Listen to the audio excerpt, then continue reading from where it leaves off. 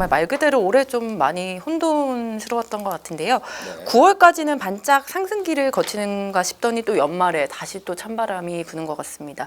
올해 전반적인 K 부동산 시장 흐름은 좀 어땠는지 한번 짚어주세요. 2020년 상반기부터 거래량이 좀 감소하기 시작했죠. 그 이유는 이제 주택 가격이 너무 높으니까 거래량이 감소하는 중에 이제 미국이 갑자기 금리를 갖다 좀 급하게 많이 올렸잖아요. 그러니까 금리 부담까지 오니까 거래량이 더 줄었어요. 그래서 거의 글로벌 금융위기보다 더 못한 거래량을 나타낼 정도로 상황이 안 좋았어요. 그래서 정부에서 또 10월에 또 레고랜드 사태 있었잖아요.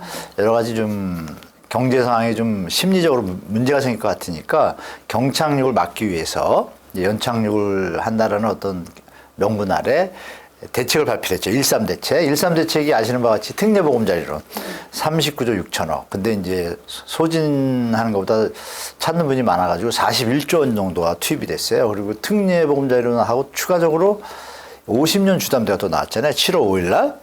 그래서 사실은 7월 달에 약간 꺾였었어요. 꺾였는데 7월 5일부터 농협을 시작으로 해서 50년 주담대가 나오니까 갑자기 또 한 5조, 8조 정도가 또 투입이 돼요. 두 달 동안 또 반짝해요. 9월까지. 그리고서 9월부터 갑자기 꺾여요. 그럼 여러분이 보실 건 뭐냐면, 지금 주택가격이 정상적으로 우리가 소득을 좀 모아서 살 수 있는 주택가격 수준을 넘었다. 그 대출의 범위가 정부에서 DSR을 좀 우회해가지고 대출 금리를 약간 낮췄잖아요. 그거 아니면 살 여력이 없다라는 게 증명이 된 거죠. 그렇다면 대출 금리를 정책 자금으로 아주 저리로 해준다라면 우리가 집을 살 때 금리가 2배로 뛰면 부담이 2배가 되니까 생활이 안 되는 사람들 못 사잖아요. 그 가이드가 있잖아요. 그 가이드에서 지금 왔다 갔다 하는 시장이에요. 결론적으로 말씀드리면 대출로 정부 활성화 정책 합쳐지면서 9월까지는 상승을 받쳐줬다. 회복 상승. 그래서 전국적으로 서울은 한 90에서 85%, 전국적으로는 한 85%, 수도권은 한 80에서 85% 수준으로 다시 회복을 했어요. 했지만 이제 9월부터 슬슬 시작해서 10월, 11월 급격하게 10월 달 거래량이 서울 아파트 같은 경우에 많이 내려왔거든요.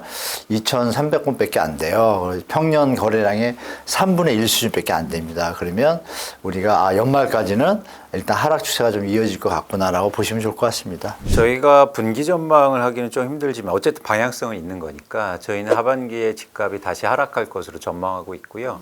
단계를 좀 세분화하면 일단 거래량이 빠르게 감소합니다. 다시. 그래서 거래량이 줄어든 다음에 그 다음에 가격 하락세가 올해 좀 끝 무렵에 나타나기 시작하지 않을까 그렇게 전망하고 있습니다. 현황을 보면 2023년 상반기에는 가격이 회복하고 말씀하신 것처럼 거래량이 증가했어요. 예를 들어서 서울 아파트 매매 거래량만 보면 1,000건이 안 되던 거래량이 3,000건 후반대까지 증가한 그런 상황입니다. 그런데 이렇게 이제 상반기에는 증가했지만 전망을 하기 위해서는 말씀하신 것처럼 왜 시장이 변동했지? 원인을 알아야 전망이 가능한 거죠. 그렇다면 가격이 회복하고 왜 거래량이 증가했느냐 그 원인을 질문하신 것처럼 찾아야 됩니다. 그런데 굉장히 단순한 원인이에요. 제가 볼 때는 뭐냐면 가격이 떨어져서 가격이 회복하고 거래량이 증가했어요. 그러니까 모든 자산 시장에 나타나는 현상들이거든요. 일반적으로 재화라는 건 그 재화의 가격이 떨어지면 수요가 증가하죠. 그러니까 한국의 부동산 시장에도 똑같은 현상이 일어났습니다. 그 근거가 뭐냐면 전국에 올해 상반기에 아파트 거래량이 가장 많은 지역은 증가폭이 컸던 지역은 서울과 경기입니다. 그런데 서울과 경기가 가격 회복세가 빠르고 아파트가 왜 많이 증가했냐면 두 지역이 최근에 가장 많이 빠졌거든요. 지난해 말부터 올해 1월까지 서울과 경기의 평균 아파트 매매 가격이 가장 많이 빠집니다. 그러다 보니까 산 거죠. 반대로 거래가 잘 안 된 지방 같은 경우에는 가격 하락폭이 제한적이었어요. 오히려. 그런데 저기가 그 원인 파악을 해보면 그런 상관관계가 나타난다는 거죠. 그런데 말씀드린 것처럼 가격이 다시 회복하면 어떻게 될까요? 안 사겠죠. 그렇죠. 가격이 떨어져서 샀는데 가격이 다시 오르면 수요가 줄지 않습니까? 그런 현상이 하반기에 이루어질 가능성이 있다는 거예요. 그러면 수요가 줄면 제일 처음 나타나는 현상은 다시 거래량이 감소해요. 그래서 7월에 저희가 이제 7월 지표를 좀 더 지켜봐야겠지만 7월에 서울 아파트 매매 거래량을 보면 8월보다 감소한 지역이 나타나기 시작합니다. 서울도 구별로요. 그 지역은 가격이 상대적으로 회복세가 빨랐던 지역이에요. 그러니까 거래가 또 안 되는 거예요. 그러면 이게 전체 시장에 도입하면 일단 거래가 감소할 가능성이 크고, 근데 거래량이 거래가 안 되는 상황 속에서 집을 팔려는 사람들이 최근에 증가하고 있거든요. 이 말씀을 다시 드리겠지만, 그러면 이제는 사는 사람 없고 파는 사람 많아지면 어떻게 됩니까? 가격이 또 떨어지고. 그럴 가능성이 높다고 저희가 판단하는 겁니다. 무주택자 분들이 이제 걱정하실 부분이 아마 지금이 적기인데 내가 못 들어가는 거 아닐까? 지나고 나서 그때를 아쉬워하시는 분들이 이제 많은 것 같아요. 집을 살 사람들은 어떤 가격이 오면 사야 할까요? 사람들은 그 자산이 한번 강세장으로 가면은 이런 강세장이 굉장히 장기간 이어질 거라고 생각을 하는데, 사실 지난 한 2000년대 이후부터만 보더라도 2000년 이후부터 강세장은 2번 있었어요. 2001년부터 2006년까지. 그리고 2017년부터 2021년까지 강세장이 있었거든요. 그리고 해당 기간 동안에 주택 가격이 굉장히 초과 상승을 했고, 이 강세장이라는 거는 우리 소득보다 집값이 더 빠르게 올라가기 때문에 집을 갖고 있지 않으면은 벼락거지가 되는 것 같은 느낌을 받고, 맞아요. 이런 느낌이 자연스럽게 폼으로 이어져서 집을 더 사게 만들게 되거든요. 근데 따지고 보면은 집을 사야 되는 건 언제 사야 되냐면은 이런 강세장이 오기 전에, 저희가 머투니까 주식이랑 비교를 해서 설명을 드리면은 집값도 결국은 그 실적을 따라가는 주가랑 유사하거든요. 여기서의 실적은 임차료예요. 월세와 전세로 대표되는 임차료고, 주택의 매매 가격은 주가라고 생각하시면 좋을 것 같은데, 실적은 이렇게 좋아지는데 한 수년 동안 주가가 오르지 않는다. 그러면 이 기업은 사야 되는 기업일까요? 아니면 좀 팔아야 되는 기업일까요? 답을 얘기해 주세요. 네. 보통의 경우에는 주가라는 거는 결국은 이익을 따라간다고 생각을 하니까, 이익이 커지면은 주가가 오를 거라고 생각을 해서 이런 경우에는 보통 사는 게 일반적이에요. 그런데 우리는 매매 가격만 보는 경우에는 이게 매매가가 오르지 않았고 있었기 때문에 이때는 내가 사야 될지 말아야 될지 잘 판단이 안 되거든요. 그러다 보니까는 2000년대부터 쭉 봤을 때 2011년부터 16년까지 매우 오랜 기간 동안 매매가는 제자리인데 월세와 전세 가격은 계속해서 장기간 우상향을 했었어요. 그러니까 이런 기간에 굉장히 샀으면 좋을 법한 그런 기간이라고 생각이 되고요. 그리고 그 이후부터는 어떻게 됐냐면은 전세 가격이나 월세 가격은 어느 정도 유지를 하고 있는데 매매 가격이 오르기 시작을 했어요.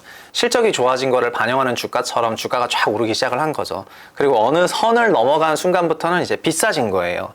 그러니까 임차료가 고정이어서 매매가가 올라갈 때 바로 파는 것이 아니고 어느 정도까지는 설명할 수 있는 레벨이니까 그때까지는 갖고 있다가 너무 비싸졌다 생각하면은 그때 정리하면은 되거든요.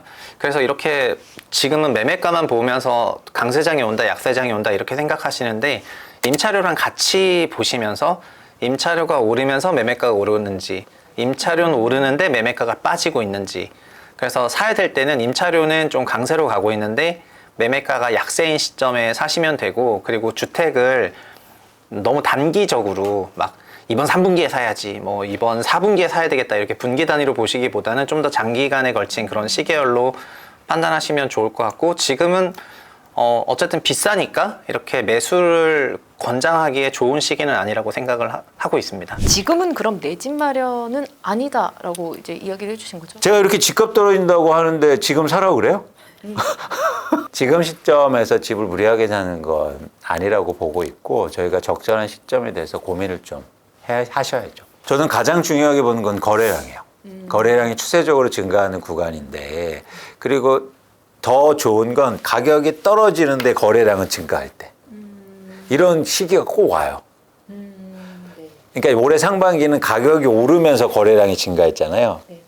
이런 거는 그렇게 아주 최적의 시점은 아닙니다. 가격이 이상하게 떨어지는데 거래량은 증가해요.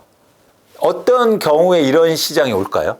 일반적으로 보면 제가 이 가격을 낮추면 사는 사람들이 많아서, 그러면 파는 사람들이 어떻게 돼요? 마음이 바뀌죠. 그러면서 가격이 다시 올라요.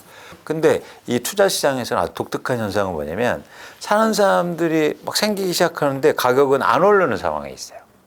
그건 뭐냐면 아까 말씀드린 것처럼 첫 번째인데, 이걸 갖고 있는 사람들이 힘든 거예요. 빨리 팔고 싶은 거예요. 네. 그러면 아무리 거래량이 증가해도 가격이 안 올라요. 아, 이 가격이라도 일단은 어. 네, 팔아야. 그래서 거래량은 막 스물스물 증가하는데 가격은 안 오르는 시기가 오거든요. 그 시기가 사실은 내 집 마련이 가장 좋은 시점이죠. 일부 분들이 폭락론자라는데 저는 정상화론자입니다.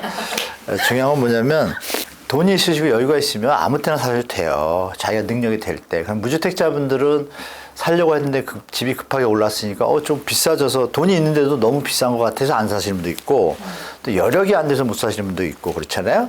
그러면 제가 드릴 말씀은 그래요. 부동산을 위해서 인생을 사는 게 아니잖아요.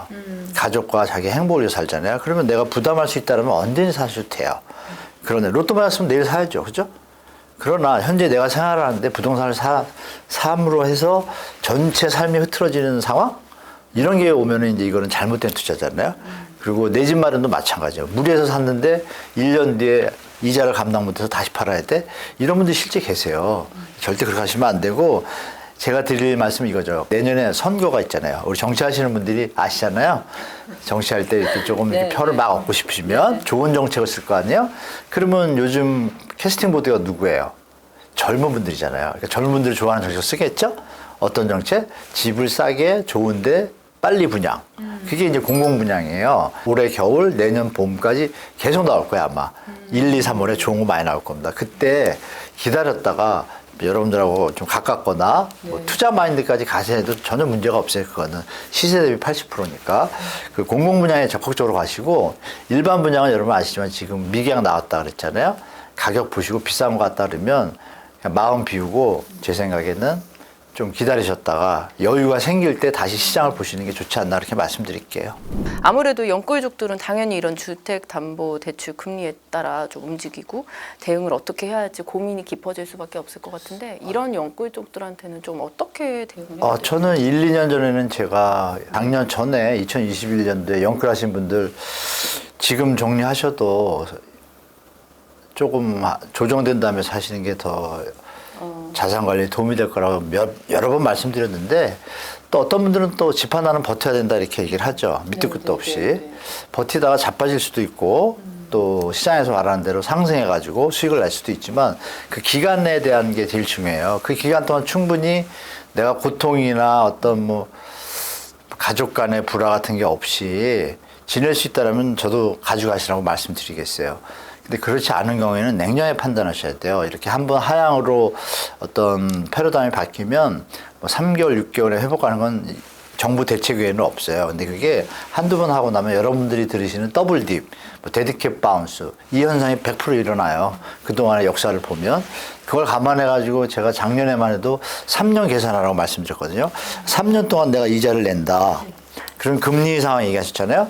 금리는 여러분 기준금리를 낮춘다고 여러분들의 대출받는 금리가 낮아지지는 않아요.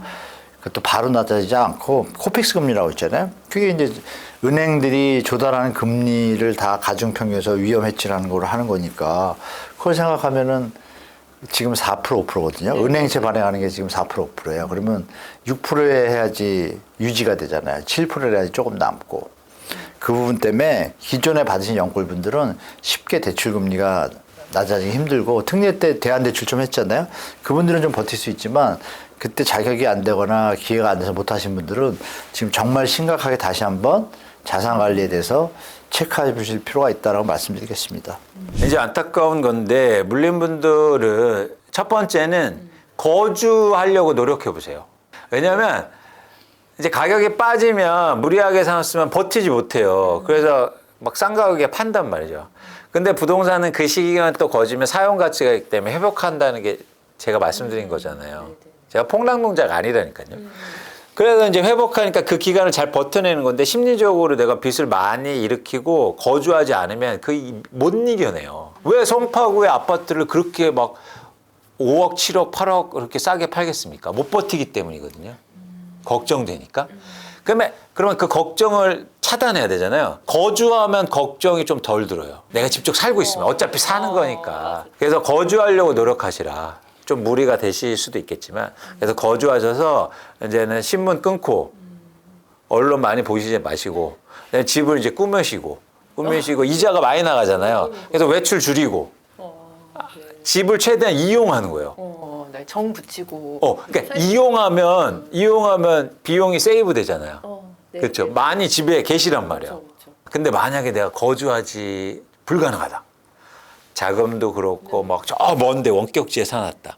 그러면 가격이 아까처럼 조금 이렇게 최근처럼 회복할 때 좀 파시는 것도 나쁘지 않은 선택으로 보입니다. 여전히 서울 전세가율이 50%를 이제 밑도는데 그럼에도 이제 시장이 반등하는 모습이 나오는 이유는 뭘까요? 그 이유는 말씀드린 것처럼 일단 정책과 가격이 떨어졌기 때문에 나타나는 현상입니다.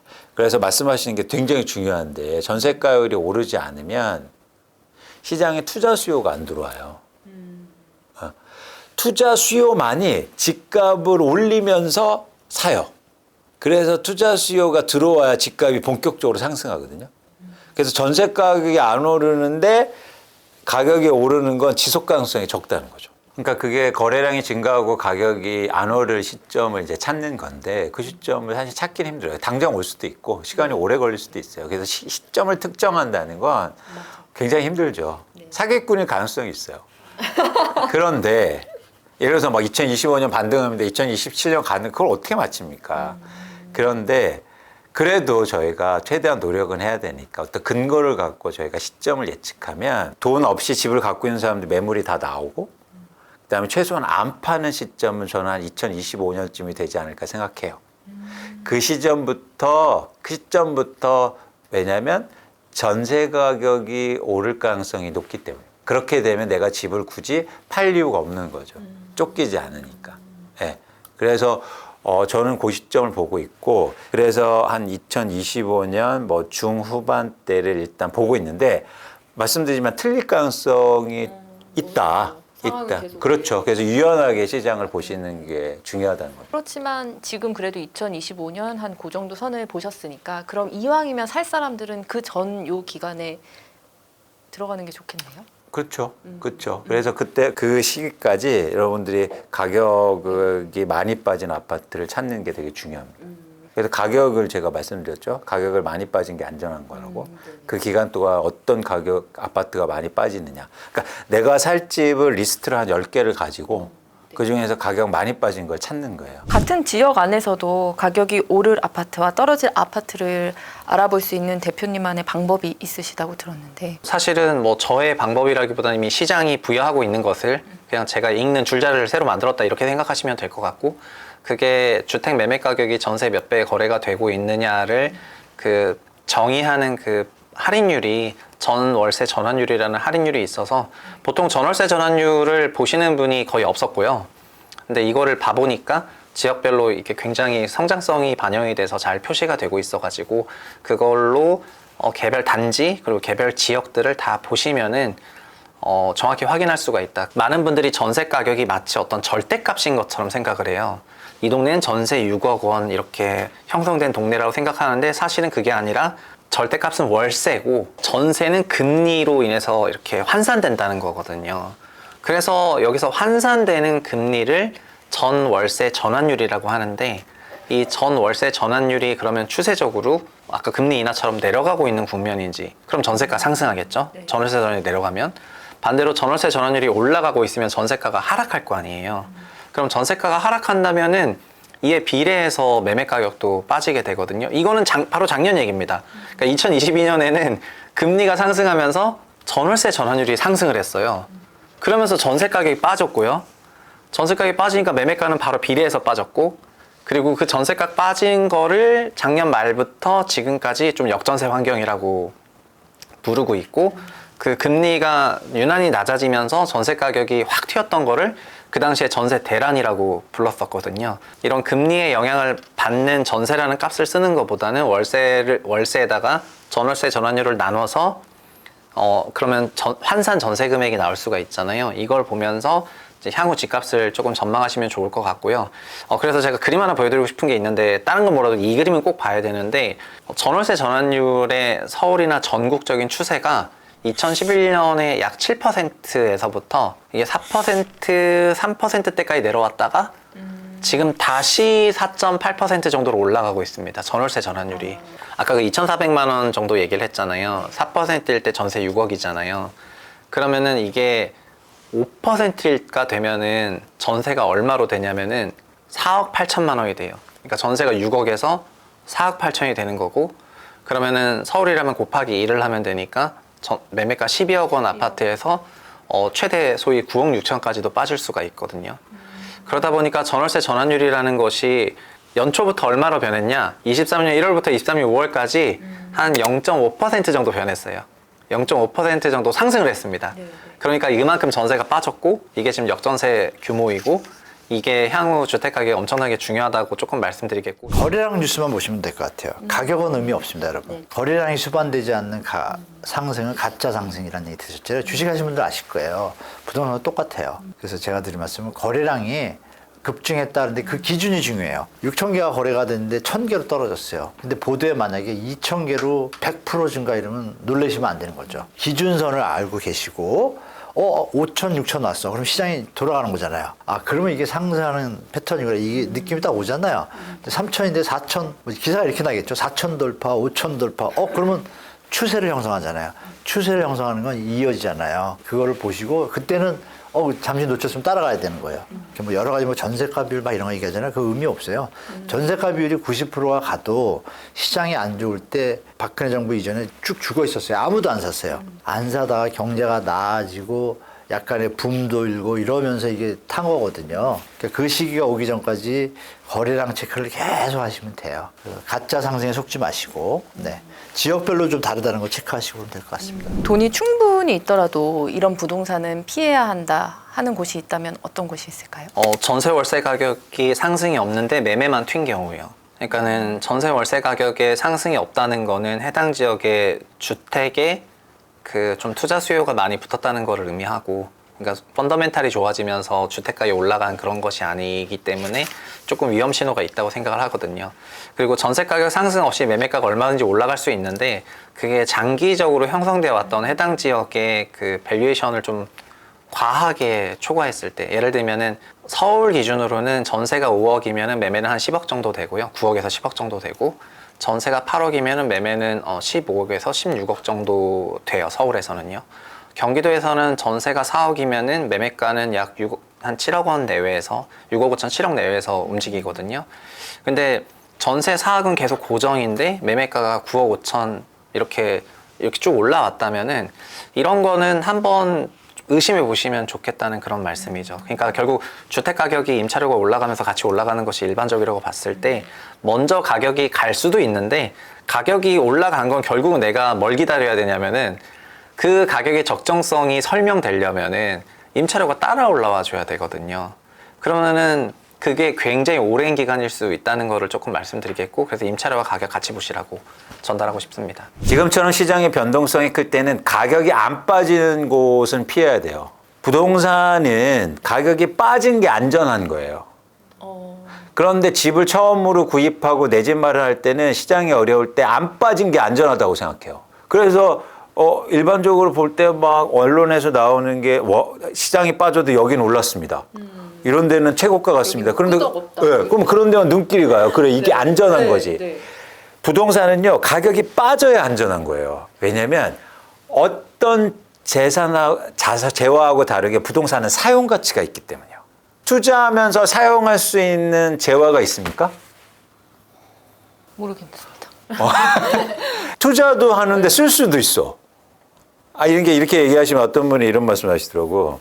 명품 가방이요. 그쵸. 다시 팔면. 네, 쓰면서도 근데 그거는 좀 구별이 필요해요. 쓰지 않아요. 장롱에 넣어놓지. 보관. 네, 기스나면 가격 떨어지잖아요. 그렇죠. 그러니까 그거에 그래가 해당 안 돼요. 해당 안 되는 거예요. 그래서 제가 볼 때 개인이 가게에서 쓰면서 투자할 수 있는 자산은 부동산이 유일해요. 그렇기 때문에 사용 가치가 있는 겁니다. 그래서 가격이 떨어지면 사용 가치에 근접하게 되잖아요. 그래서 안전한 거예요. 반대로 주식은요, 시장이 어려울 때 가격이 떨어지는 건 안전한 게 아니에요. 가격이 안 빠진 게 안전한 거예요. 왜? 사용 가치가 없기 때문에. 주식은 빠지면 계속 빠져요. 그래서 우리가 주식 투자해서 돈을 못 버는 이유가 이거예요. 가격이 빠진 걸 안전하다고 생각해요. 주식을. 오히려. 그래서 야 이거 싸졌네 하면서 사요. 이때 들어가요. 근데 계속 빠져. 또 물 타. 언제까지 빼? 또 물 타. 주식은 뭐다? 안 빠진 게 안전한 거다. 네. 안 빠진 게 계속 올라요. 부동산은 반대로 빠진 게 안전한 거다. 안 빠진 거 사고 오히려 오른 거 사면 큰 낭패를 본다. 가계부채가 세계 4위라고도 우리나라가 나오던데요. 이 가계대출의 방향성 앞으로 좀 어떻게 가야 될까요? 아니, 한 20년, 25년 정도 그 국제결제은행 BIS에서 데이터를 다 축적하고 IMF랑 서로 교환해가지고 데이터가 있어요. 그 논문도 많고 그런데 그 결과가 뭐냐면 가계부채가 GDP 대비해서 100%를 넘었으면 이건 무조건 리스크가 터질 가능성이 높다라는 데이터가 있고 터졌다는 게 있었겠죠. 실제로 이 기준에 의해 가지고 가계부채가 전 세계 국가들이 지금 선진국들이 글로벌 터지고 나서요. 우린 글로벌 터지고 나서 조금 있다부터 그냥 2013년부터 쭉 올라왔거든요. 거의 한 10년 됐죠. 근데 다른 나라들은 2008년 이후에 긴축을 많이 했어요. 많이 해가지고 그때 80, 90% 가던 거를 낮춰가지고 지금 선진국 여러분들이 아시는 G5, G7들이 한 75%밖에 안 돼요. 그리고 우리처럼 많이 올라갔던 나라들도 낮춰가지고 지금 한 80대로 내려왔어요. 우리만 계속 성장하고 있어요. 안 좋은 쪽으로. 부채가 자꾸 더 늘어나는 거예요. 그래서 이제 와서 경고를 하는 거고. 그러면 그 데이터에 근거해서 볼 때 어느 딱 임계점을 지나면 더 이상 쓸 돈이 주는 현상이 벌어지는 거예요. 그걸 이제 넘었거든요, 우리가. 아니나 다를까 10월 달, 그리고 이번 올해 7월 달, 8월 달 이때 대한민국의 13년인가 몇 년 만에 트리플 감소. 생산, 소비, 설비 투자가 동시에 감소한 게 거의 없었어요. 이게 심상치가 않은 거예요. 그랬다가 다시 한번 약간 반등하는 것 같다 또 힘을 잃고 또 꺾여요. 그래서 여러분들이 이제 이어서 생각할 게 뭐냐면 이렇게 최근에 정부의 스탠스를 보시면 돼요. F4라 그러죠. F4 그 금융위원회 위원장도 네 분이 갑자기 10월 달부터 이 스피킹이 다 똑같아요. 어떤 쪽으로? 가계부채 질이 위험하다. 개선해야 된다. 스트레스 DSR을 하겠다. 이런 얘기들이 막 나와요, 동시에. 그럼 여러분들이 눈치를 채야 돼요. 아, 정부가 IMF나 OECD, 뭐 이코노미스트 이 경고를 이제 제대로 받아들였구나. 좀 오버슈팅이라. 물론 건설회사와 경착륙을 막기 위해서 애를 썼어요. 근데 더 하면 안 되겠다고 판단한 것 같아요, 정부가. 그럼 여러분들은 시장에 대처해야 되겠죠. 아, 그러면 가계부채를 이제는 더 확대하기에는 역부족이라는 걸 정부도 인정하고 가는구나. 그러면 또 예전처럼 대출이 늘어나고 금리 인하가 된다 하더라도 대출이 주니까 대출이 어떤 증가가 시장에 영향을 미치는 힘이 너무 약할 거란 말이에요. 시장은 어떻게 될지 좀 보이죠. 내년도 뭐 어떤 장밋빛 기대보다는 합리적인 고수적 안정적 대처가 맞을 것 같다라고 저는 보고 있습니다. 임계점이 GDP의 가계부채가 몇 프로일지는 저희가 측정할 수는 없어요. 그런데 이제 우려스러운 건 절대 규모보다도 증가 속도거든요. 근데 2015년부터 2021년까지 한국의 가계부채가 GDP에 차지하는 비율이 전 세계에서 중국과 한국이 가장 많이 증가했어요. 그만큼 속도가 빨랐다는 거죠. 최근에 매크로하게 거시경제에서 글로벌 경제나 거시경제에서 가장 큰 우려는 중국의 부동산 문제잖아요. 그건 마찬가지로 그 근저에는 굉장히 빨랐던 가계부채 증가 속도에 있다는 겁니다. 근데 한국도 그 선을 따라갔거든요. 그래서 한국도 안전한 상황은 아니다라고 보고 있고, 근데 이 빚을요, 빚으로 계속 갚아 나갈 수는 있어요. 지금처럼. 빚에 문제가 생기면 뭐 특례보금자리 하고 또 50년 만기 대출 일으켜서 막을 수 있는데 일시적일 수도 있다는 거죠. 그래서 어쨌든 불확실성은 커지고 있다. 근데 이 자체 때문에 한국의 부동산 시장이 폭락하고 엄청나게 망가질 거라고 보고 있지는 않습니다. 이 자체로는. 근데 다른 문제가 이제 들어가야겠죠. 30% 정도 떨어질 거다. 이런 얘기, 이 부분은 좀 어떻게 보실까요? 여러분 아시면 저는 2020년도, 21년도 2분기 때부터 제 그냥 계산이에요. 지표들을 보고 계산하니까. 여러분들 아시는 뭐 PIR, HAI 뭐 다 공통적으로 가리키는 게 최대 50%, 40%, 30%는 무조건 조정이 있겠구나 데이터가 나온 거예요. 그래서 그때부터 영끌하지 말라고 저는 얘기를 드렸는데 최근에 그 교보증권 백제각 연구원이요. 수석 연구원. 그냥 연구원 아니고 수석 연구원이에요.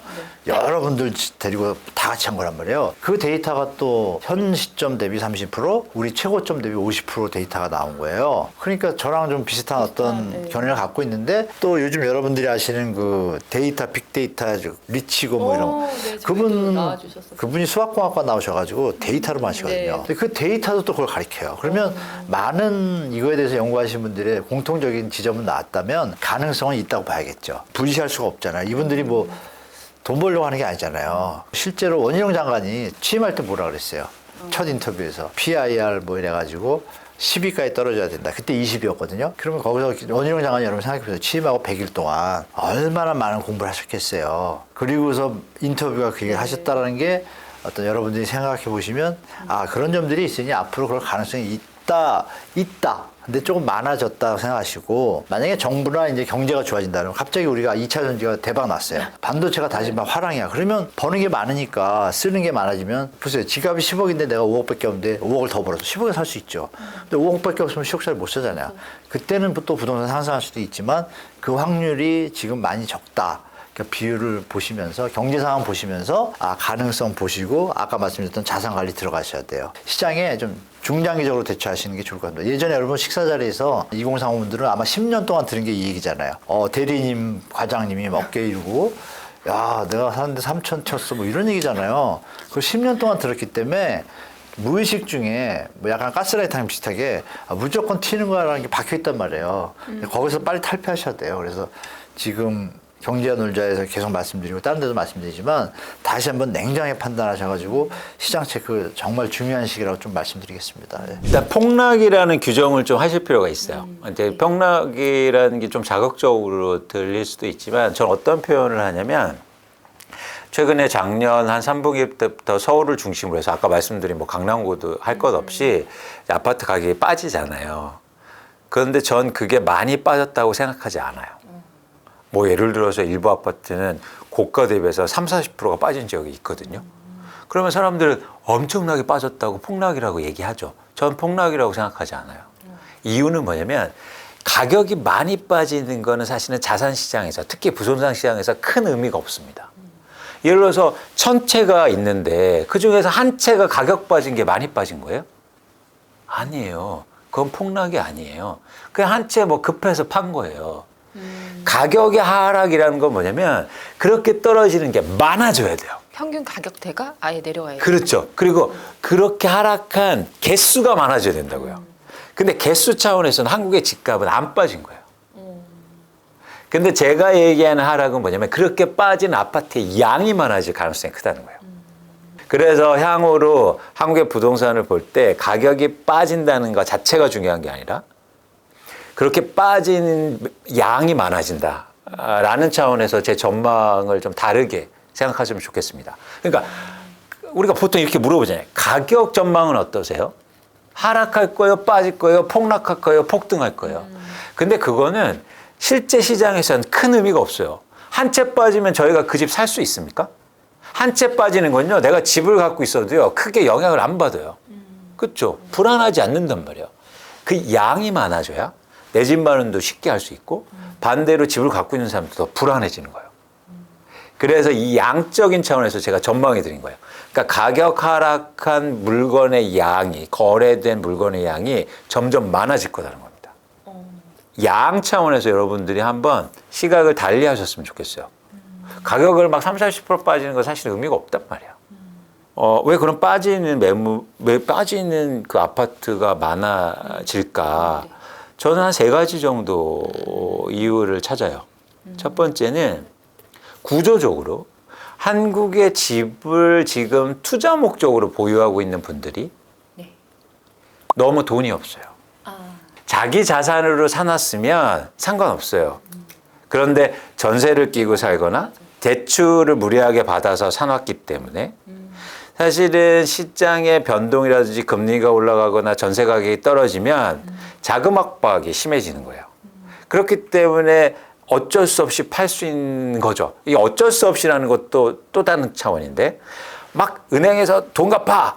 막 이런 어쩔 수 없는 게 아니고 가격 상승에 대한 기대감이 주니까 파는 게 유리하다고 판단하는 돈이 없으니까 장기로 버틸 수 없으니까 그런 분들이 많아질 가능성이 있다는 거예요. 첫 번째는 그래서 이유가 돈이 없는 사람들이 집을 많이 갖고 있기 때문에 그런 매물이 증가할 거다.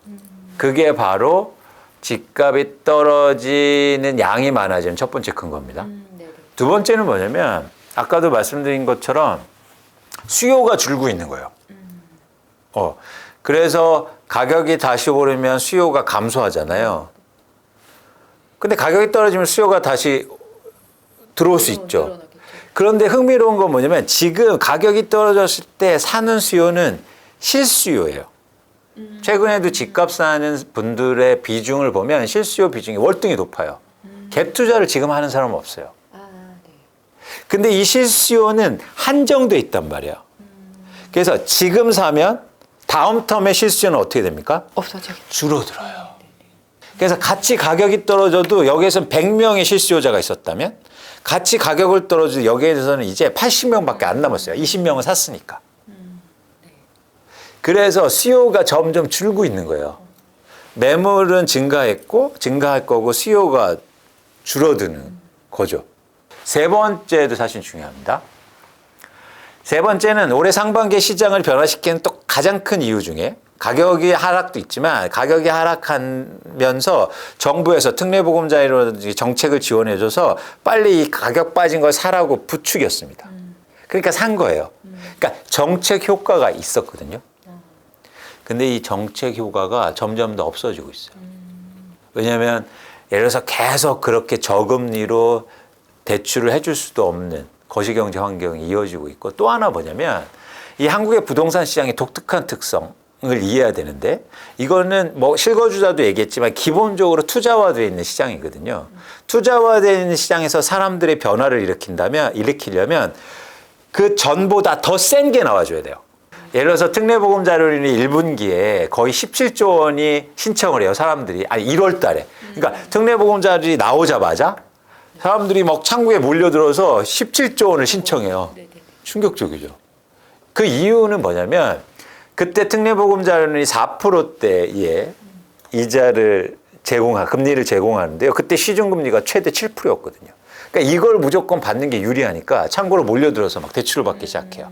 그러면 무슨 얘기냐면 사람의 그런 변동을 일으키려면 지금의 금리보다 훨씬 싼 거를 내놔야 되는 거예요. 전 불가능하다. 마찬가지 이런 거예요. 재건축 규제와 관해서 시장이 변화가 됐어요. 그러면 더 센 정책이 나와야 돼요. 그쵸. 그래야 움직여요. 사람들은. 그래야 반응한다는 거죠.